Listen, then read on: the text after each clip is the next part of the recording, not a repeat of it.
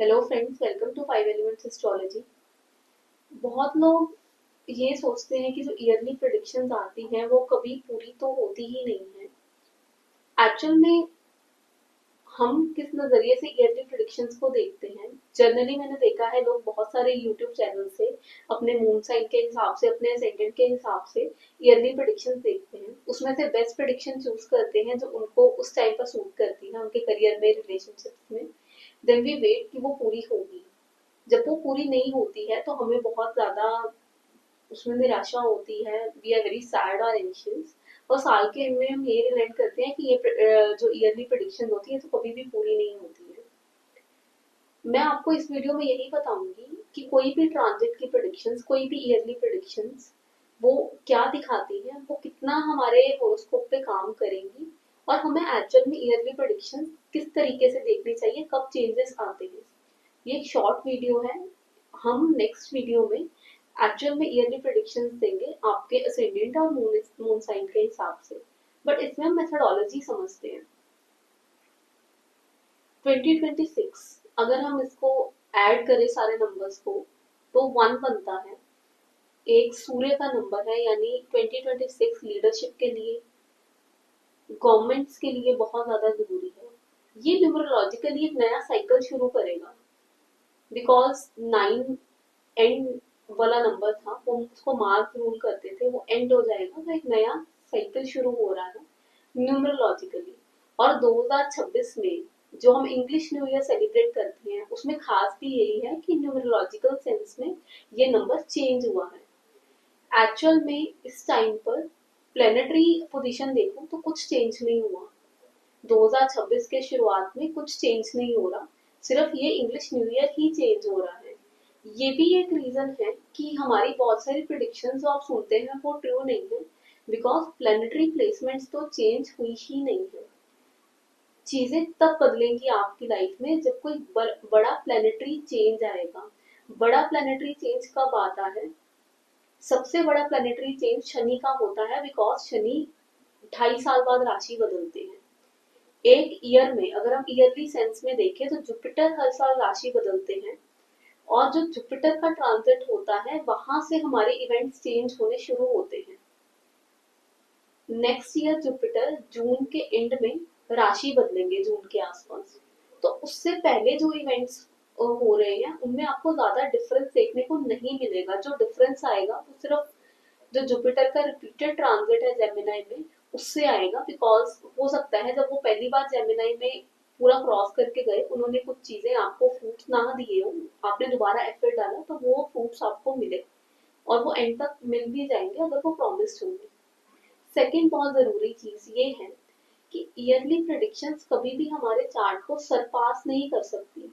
ये चीज सबसे ज्यादा इम्पोर्टेंट है एस्ट्रोलॉजी में समझने के लिए। आप कोई भी एस्ट्रोलॉजिकल प्रेडिक्शन देखें, चाहे आप टेलीविजन पे देखें, आप यूट्यूब पर कहीं भी किसी प्लेटफॉर्म पे देखें, अगर आपके बर्थ चार्ट में उस चीज का प्रॉमिस नहीं है, यानी आपके बर्थ चार्ट में कोई चीज होनी लिखी ही नहीं हो, आपको घर नहीं मिलना या आपको उस टाइम पर घर नहीं मिलना, तो वो चीज होगी ही नहीं।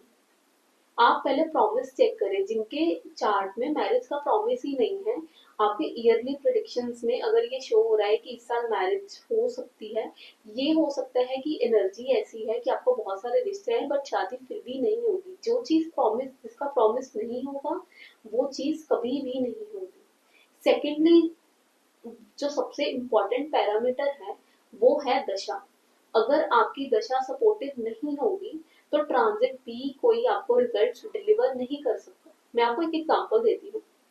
हो सकता है आपके चार्ट में मैरिज का प्रॉमिस हो, ले, लेकिन जो आपकी दशा है वो इस वक्त 10वें घर की चल रही है, और अंतरदशा भी कोई आप बोल सकते हैं तीसरे घर की चल रही है या 10वें की ही चल रही है, उसमें 7th हाउस इन्वॉल्व ही नहीं है। मेजर दशा में, अंतर में और बड़े अंतर उसकी तीसरे लेवल की दशा में भी। तो ऐसे केसेस में क्या होगा कि उस टाइम पर इयरली प्रेडिक्शंस में चाहे हम जितना मर्जी देखें कि शादी हो सकती है, हो सकती है, अगर वो सिर्फ प्लेसमेंट से नहीं, कंजंक्शन से, एस्पेक्ट से भी, वो 7th हाउस से जिनकी दशा चल रही है वो कोई कनेक्शन नहीं बिठा रहे हैं, तो टाइम ही नहीं है शादी होने का। तो आपको ऐसे सर्कमस्टांसेस में सबसे पहले जो मेजर इवेंट्स है उसके लिए बर्थ चार्ट में प्रॉमिस, आपकी दशा क्या चल रही है वो देखना चाहिए।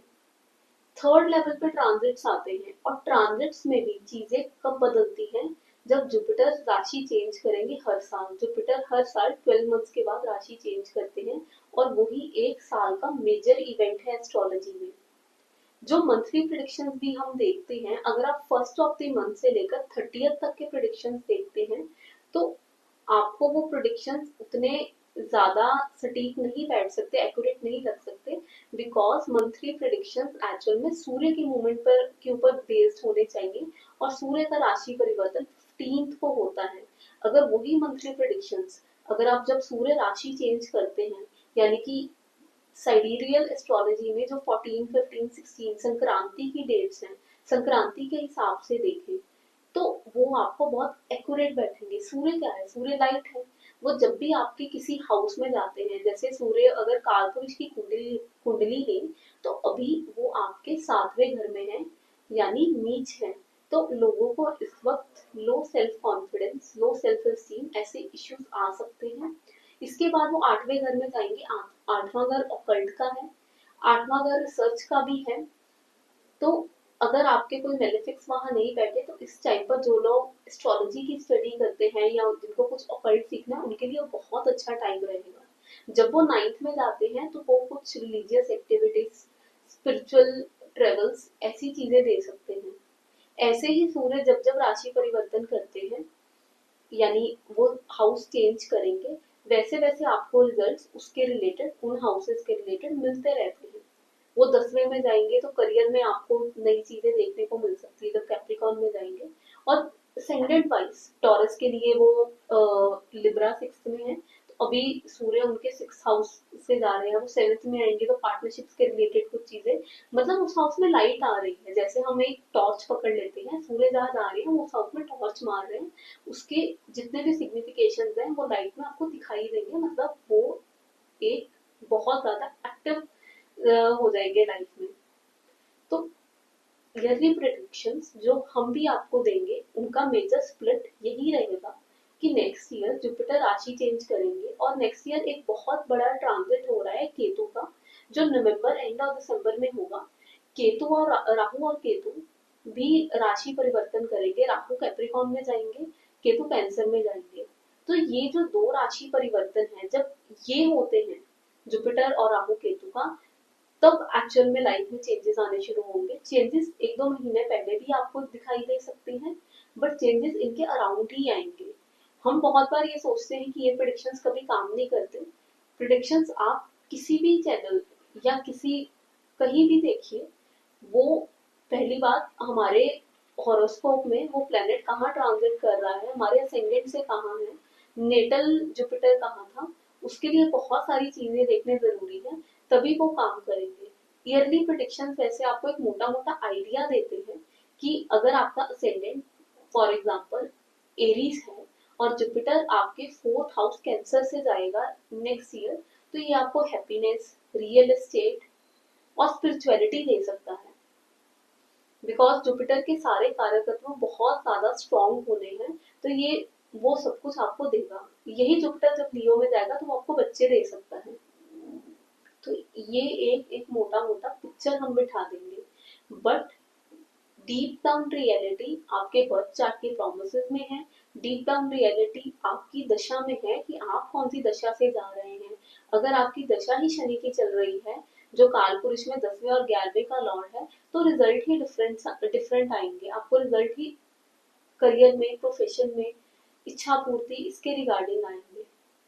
अगर आपके कुछ पर्सनल क्वेश्चंस है ईयरली प्रेडिक्शंस पर, आप कुछ भी पूछना चाहते हैं, आप मुझे कमेंट बॉक्स में कमेंट करें।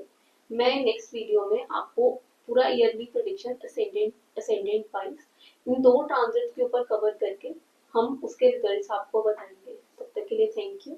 अपना फीडबैक जरूर दें हमें कमेंट सेक्शन में।